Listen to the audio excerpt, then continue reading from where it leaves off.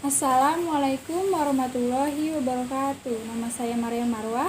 Kali ini saya akan menjelaskan mengenai produksi massal.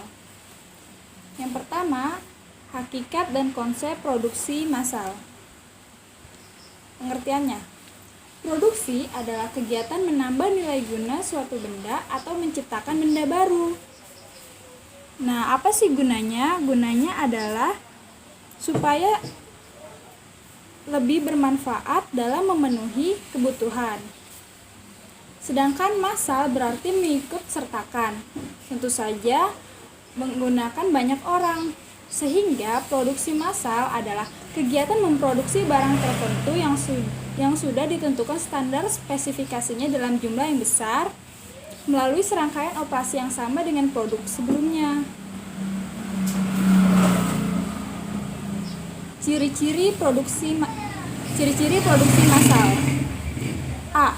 Produk yang dihasilkan dalam jumlah yang besar. Biaya per unit rendah, bertujuan menguasai pasar, lalu dijual di pasar bebas. Yang kelima, hampir tidak ada variasi produk. Nah, yang terakhir, harus ada stok untuk memenuhi kebutuhan saat masa tunggu. Nah, bila terjadi kelebihan produk atau overproduction, perusahaan akan memaksa pasar dengan melakukan promosi, diskon, hadiah, dan lain-lain agar produk cepat terserap. Kelebihan dan kekurangan produksi massal. Apa aja sih kelebihannya? Yang pertama, hemat biaya. Karena tidak perlu berulang kali dalam produksi, hanya dalam satu waktu. Nah, yang kedua, efisiensi waktu. Seperti yang sudah dijelaskan tadi. Yang ketiga, tingkat keakuratannya tinggi. Keempat, tingkat produksi cepat. Nah, apa sih kekurangannya?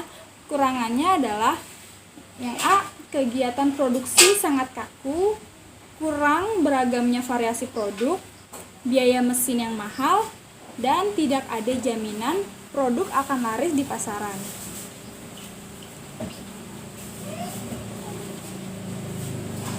Perencanaan produksi massal. Pengertiannya adalah proses untuk memproduksi barang pada suatu periode sesuai yang telah dijadwalkan melalui pengelolaan sumber daya seperti tenaga kerja, bahan baku, dan peralatan.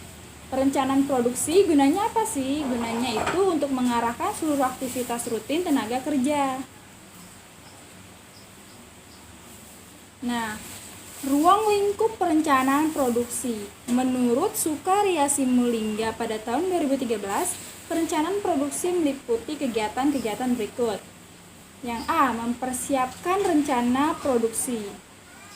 Tentu saja dalam membuat produksi itu harus direncanakan agar tidak melampaui jauh dari hal yang ditentukan. B, membuat jadwal penyelesaian produk. C, merencanakan produksi dan pengadaan bahan dari luar. D, menjadwalkan proses operasi tiap unit. Dan yang terakhir, menyampaikan jadwal pada pemesan.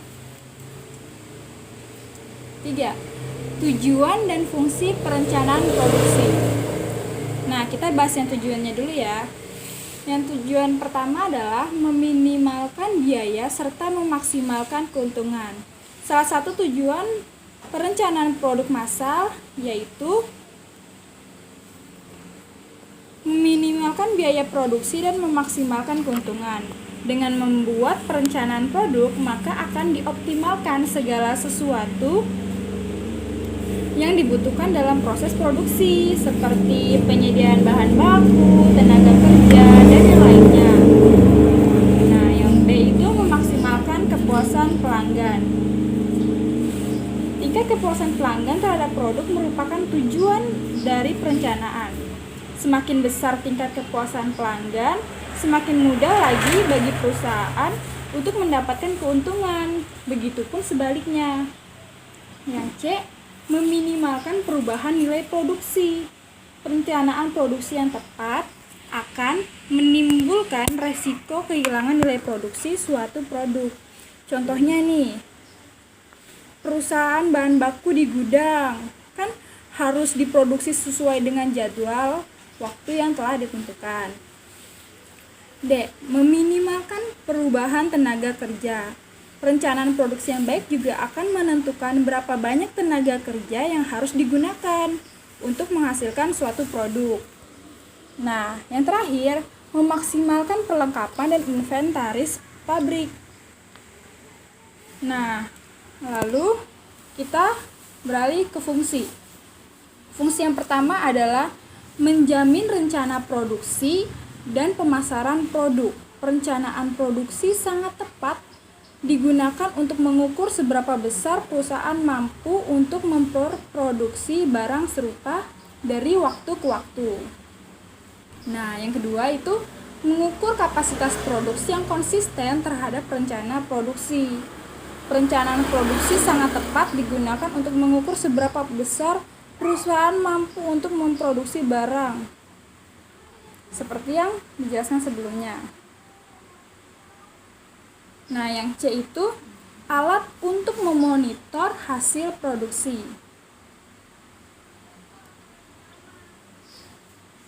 Nah, kita lihat yang selanjutnya itu unsur perencanaan produksi. Apa aja sih unsurnya? Yang pertama itu tujuan produksi. Tujuan produksi itu harus dibuat sejelas mungkin dan mampu dipahami oleh manajemen perusahaan supaya tidak ada hal yang bersinggungan. Nah, yang kedua itu pengukuran dan standar produksi.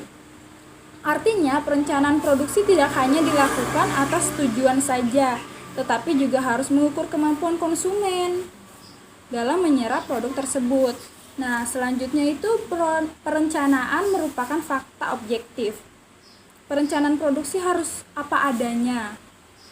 Harus apa adanya dan memiliki pemikiran yang cukup rasional, bukan hanya sebagai angan-angan saja. Nah, selanjutnya itu perencanaan harus bisa diukur.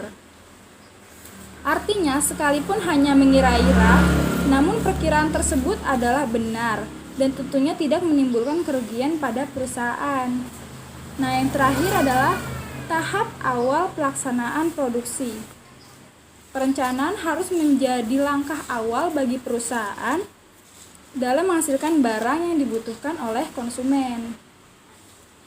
Nah, kita lanjut yang kelima itu, apa aja sih jenis-jenis perencanaan produksi? Yang pertama adalah perencanaan jangka panjang. Perencanaan jangka panjang merupakan perencanaan produksi lebih dari 1 tahun, bahkan hingga 5 tahun mendatang. Maka bisa disebut jangka panjang. Nah, yang kedua itu perencanaan jangka menengah. Perencanaan jangka menengah merupakan perencanaan yang dibuat untuk kegiatan produksi selama 2 sampai 3 tahun mendatang. Jadi tidak begitu panjang, hanya menengah. Nah, yang terakhir itu perencanaan jangka pendek.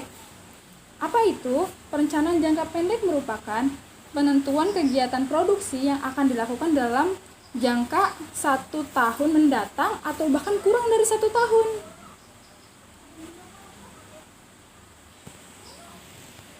Nah, faktor-faktor yang berpengaruh terhadap perencanaan produksi. Ada 2 nih guys. Yang pertama itu internal.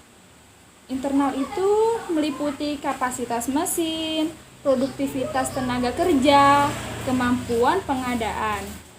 Nah, kalau yang dari luarnya alias eksternal, yaitu meliputi kebijakan pemerintah, inflasi, atau bencana alam. Nah, langkah-langkah perencanaan produksi. Yang A, penelitian dan pengembangan produk. Meliputi apa saja? Yang pertama, penelitian proses produksi. Nah, itu merupakan penelitian yang dilakukan perusahaan yang bertujuan untuk perbaikan terhadap proses produksi yang sedang berjalan. Yang kedua, penelitian produk. Merupakan penelitian yang dilakukan perusahaan untuk mengetahui selera konsumen apa aja sih, sehingga penelitian ini bertujuan untuk perbaikan produk yang sudah ada dan disesuaikan dengan konsumen. Nah, yang B itu mencari gagasan dan seleksi produk. Meliputi apa saja? Yang pertama, mencari gagasan. Gagasan yaitu tahapan dalam mencari gagasan dalam rangka pengembangan produk. Yang kedua, menyeleksi produk. Yang ketiga, desain produk pendahuluan. Nah, ini tuh perlu dibuat sebelum menentukan desain produk sebelumnya. Nah, yang keempat itu pengujian. Pengujian apakah produk layak dikembangkan atau tidak, baik dilihat dari potensi pasar atau konsumen merupakan secara dari produk tersebut. Nah, yang kelima itu desain akhir. Desain akhir dibuat bila hasil pengujian produk layak dikembangkan. Menetapkan skala produksi meliputi 1. Penetapan waktu, 2. Penetapan kualitas, 3. Menghitung biaya, 4. Penetapan tenaga kerja, 5. Penetapan peralatan, dan yang terakhir penetapan bahan baku. Nah, terima kasih. Kurang lebihnya mohon maaf. Wassalamualaikum warahmatullahi wabarakatuh.